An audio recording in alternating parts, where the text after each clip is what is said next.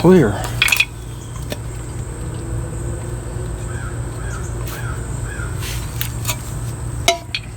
Alright, so we have the old steering knuckle off. We're going to have to take the ball joint out of it and put it in the new one that we have. I'm going to get a loaded steering knuckle for this with the bearing already pressed or loaded into the steering knuckle. But I don't think I'm going to be able to use this one after all, because see, it's leaking. So I didn't know that before, so I may have to buy, or I should buy, a new ball joint here to put into the new steering knuckle. We're going to have to get this off, or we're going to get this off. Don't probably have to if I'm going to buy a new one, but to do that, of course, we're going to have to take this pin out. So I'm going to go ahead and get that out. Alright, so we got the dust cover here, and I'm just taking a flathead screwdriver and there might be a better way to do this, but just going around it, and it's coming off pretty easy.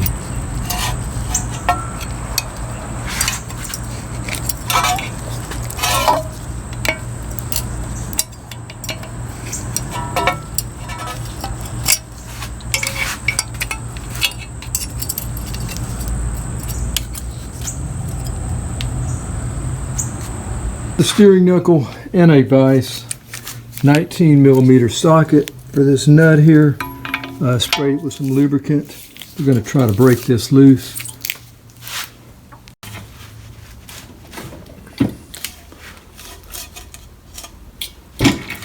Okay, great. All right, so I expect we'll have to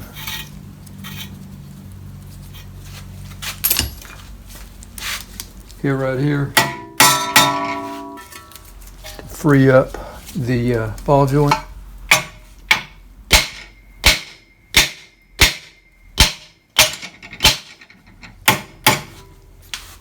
That's not going to be easy. I may have to take it out of the vise.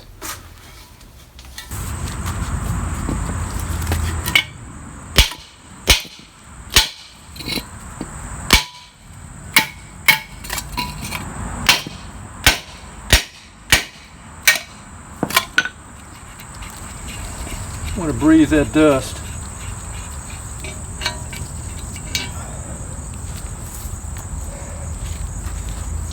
Okay, so I'm going to have to replace this ball joint, unfortunately.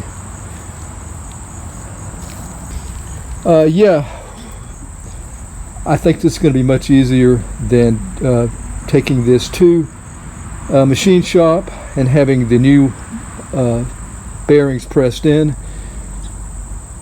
It is a little more expensive to buy a loaded steering knuckle, which is, you know, going to be anywhere from $100 to $300. I got a Dorman, but yeah, I'm planning on getting a Dorman, and I'm going to have to get one in my local parts store because there's only one online, and I just don't know when, you know, they'll ship it online, or if I'll get it when the right parts. So it's going to be about $300, but I think it's going to be much easier. So I just got back from the parts store. Got our new loaded steering knuckle here by Dorman.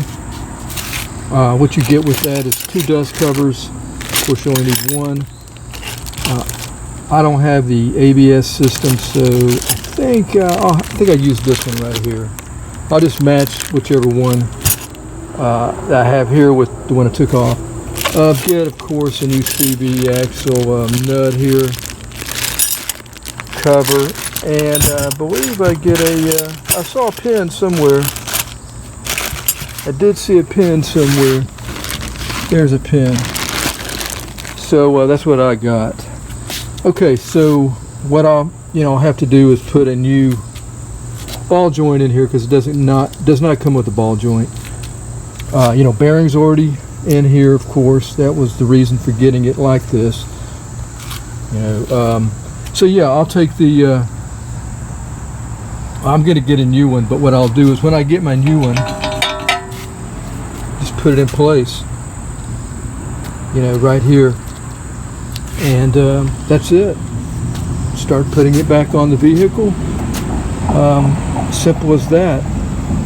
Don't have to wait for it to be pressed in, the bearing. We can go ahead and start driving sooner.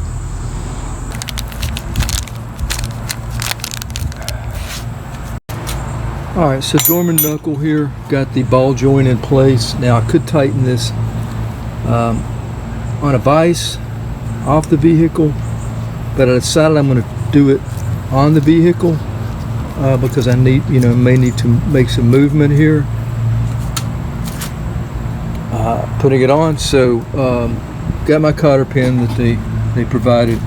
The other bolt, these two bolts, I'll probably use those. Here's the old ones here. Okay, so the dust cover here over the bearing. Here's the old one that came off of it. I'm really just matching it up with the old one.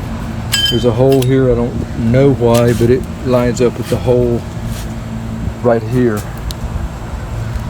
Or that's how I took it off. So the new one, now once you put this on, you're not going to be able to get the bolt or the nut on. So I've got my nut hand tightened all the way up before I put this dust cover on. Just kind of lay it in place. I'm going to use a block of wood.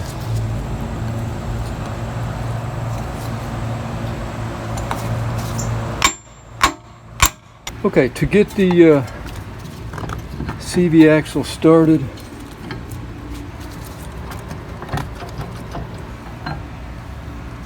still haven't really got it lined up in the splines yet. I've got this first mounting bolt in place to hold it here. So what I need to do is get two ball joint bolts down into the control arm holes there. Hopefully after we do that, we'll be able to line up the splines here in the hub and our CV axle.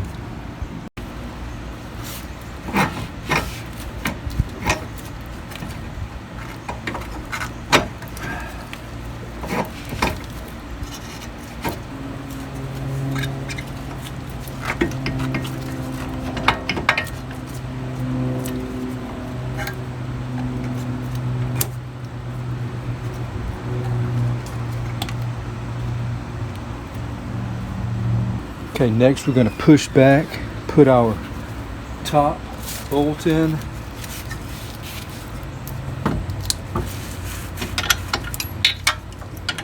Okay, get these two in, hand tightened here. Axles in place. Lower ball joint, the two bolts, putting the nuts on, and that should line up this top one for my bolt underneath. Now right now it's not going to match up, so we're going to tighten these nuts here, try to line everything up. So here's our ball joint. Once I got these two snug, put the top one in and it lined up.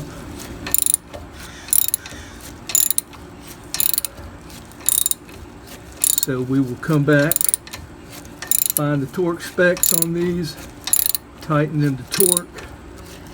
I've got the castle nut here. I'm going to have to put my open end wrench on, tighten that down till it matches up with the, see we're coming through, till it matches up with the cotter pin hole.